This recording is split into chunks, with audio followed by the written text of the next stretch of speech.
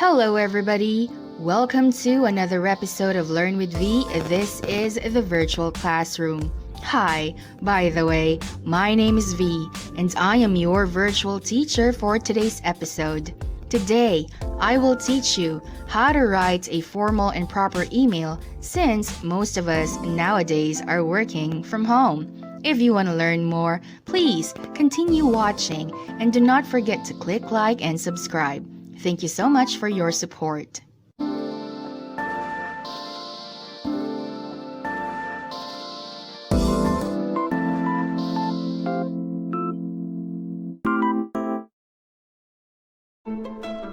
Alright, let's dive into it. Let's begin with the basic parts of an email. If you're already familiar with the basic parts of an email, skip this part.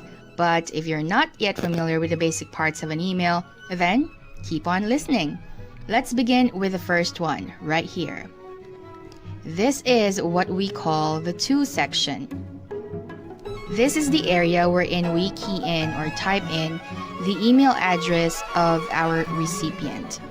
If you're working with 1, 2, 3 to 5 email addresses, it's manageable that you type them one by one or individually. But if you're working with a group of email addresses, like multiple email addresses, I highly recommend that you create an email group beforehand, such as this, research department as an example, because it'll save you time and energy, trust me. Nevertheless, this area is where the email addresses of the recipients are typed in or key in, so do not forget that. The second one is this section. This is what we call the subject section or the subject line or the subject area. This is where we type in the keywords of our email. It gives the recipient the idea of what the email is all about.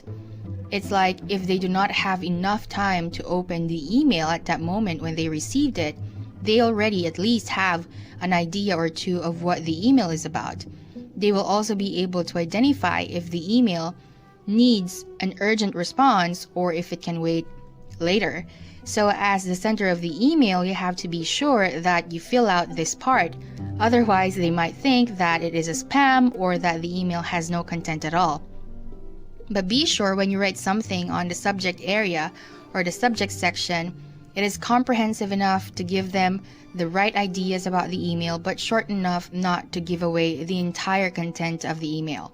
So that is the subject area, number 2. And then the third part, right here, we are on the body of the email. The body of the email has a lot of contents. The first of which, I'll just number it 3, is the salutation. Let me just write that down. Okay, similar to a letter, you may use dear here. Okay, it's alright to use dear in emails and in letters. And then the name of the recipient right here, do not forget the honorifics. It may be Mr., Messrs., Miss, Madam, Ma'am, Reverend, Honorable, Mayor, Congressman, Your Highness, whatever. And then the specific name of your recipient. If there are multiple names, 1 or 2, well, it's possible to put them both, but if there are more than 2 or even actually more than 1, you have to be sure that you are using a collective name for your recipients. And in this case, I'm using colleagues because I don't have to identify them one by one. Saves time and energy. Again, let's be efficient. And then right here, this is the greeting. Okay, I know that emails and letters are supposed to be formal, right? But they don't need to sound flat. Okay? You can be highly formal with your emails and letters without sounding apathetic or dry. So you could, put in there a little emotion or a little feeling without needing to be highly personal. Just like what I wrote. I hope you are in great shape and condition.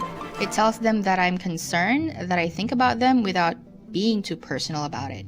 It's just a way of telling them, hello, how are you? Right? Without explicitly typing, how are you? Because I feel that how are you is a little less formal. So you have to devise a way, or you have to think of words or phrase your words or sentences in such a way that you give off this concern or empathy or feeling or emotions to people you write to without having to sound too personal, right? I hope you get the point. But that's the greeting. After the salutation, you need to put some greeting there. People, well, they just write greetings of prosperity and peace, and that's generic. But if you want to be playful and, devise your own way of greeting people, go ahead. As long as it sounds formal, it sounds, the tone is formal, but it shows emotion still. You're writing to people, you're not writing to robots. So you have to show some feelings too, without the need to sound too or way personal. All right. Now let's go to the main body of the email, right here. Now the recommended number of sentences per paragraph is 2 to 3. Longer than that, it's too text heavy. All right. 2 to 3 paragraphs or sentences per paragraphs. Let me correct that. 2 to 3 sentences per paragraphs. If you need to write an email that contains more than one paragraph, then you just have to begin on another line. But you have to make sure that every paragraph contains 2 to 3 sentences only. You have to make it quick, you have to make it fast. Because people work, they are busy, they don't have the entire day to read your emails, especially long ones. So the first sentence of an email must contain the purpose, the reason why you are writing the email. What is your intention? Your first sentence must bear that intention. So you may say, I am writing to blah, blah, blah. This is in reference to blah, blah, blah. In line with blah, blah, blah. There are different phrases you may use to begin this sentence. But what's important is you begin your paragraph with the intention or the purpose of your email. And go straight right to the point. Like in this case, I'm writing to enjoin you to the meeting on July 20, 2020 at Hall A, second floor of Building 6 at 3 p.m. Straight to the point. If the person does not have enough time to continue reading, at least he got the point. Right? So you have to state your reason or your purpose right on the first sentence of the first paragraph. And I also want you to be mindful of the verbs that you use, especially if you are writing emails where you are informing people about a meeting. Like this one, the verb enjoin. Okay, if you will look for a synonym to the word enjoin, it means that you are instructing, right? Instructing the person or the people to go to the meeting.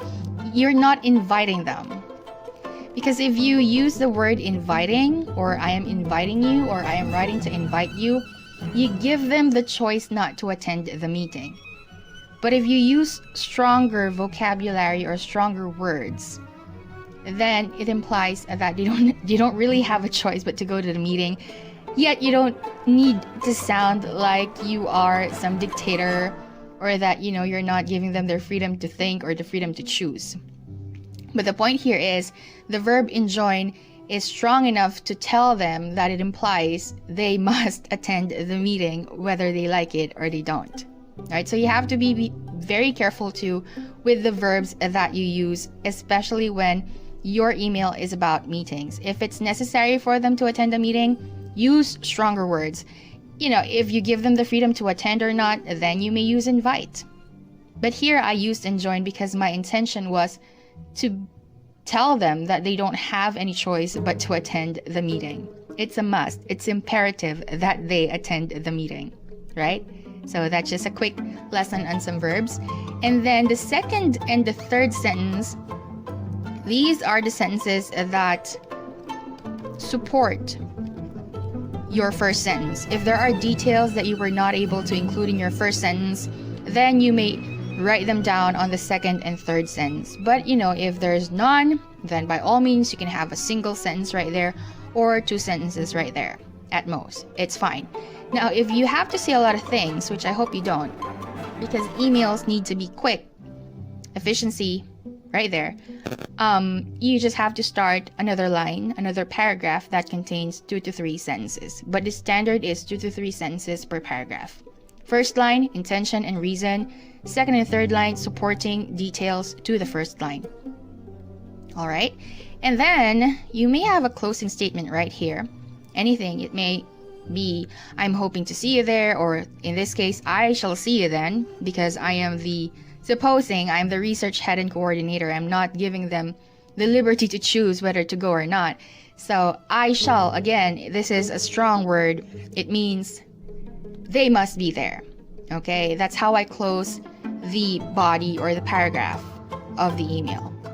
Just so they would understand. It's like a reiteration of the intention. Okay? It depends on what email you're writing really, but this sample is about a meeting, so let's stick to that for now. And then, like what I said, even if it's a formal one, you may still sound like a person who has emotions and who cares for the people that you write to. So I just said, stay safe and healthy. Some people say, more power, God bless you, you know. You just have to be careful how you close your sentence. Again, you may show some emotions without having to sound too personal. Okay? You know when it's personal when there's too much details going on. Like, stay safe and healthy. Let me know if you've eaten your lunch. Or do we get to have some coffee later? Stuff like that are way too personal. Unless, of course, if you're trying to send an email to an individual whom you are very close to, and you know it's not a group email. I mean, there are not a lot of people who will receive that email. It's just for that one person. Then go ahead, by all means. You're just informing him or her about a meeting, and you know you're friends and you want to grab a cup of coffee in the afternoon, go ahead. But if it's a formal one and it's really, you know, an official email, an office email, then by all means do not write something personal as a closing statement. But yeah, it's important that you write a closing statement here. You just have to be very careful that it is not way too personal. All right? And then you have here the complimentary close. Complimentary close. Okay. Here I use sincerely. Be sure that right after the complimentary close there is a comma right after it. And if you are using a two-word complimentary close like respectfully yours, the first letter of the second word is always on the lowercase.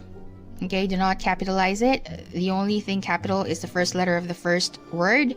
So Y right here should be or must be in the lowercase. And then again, do not forget the comma.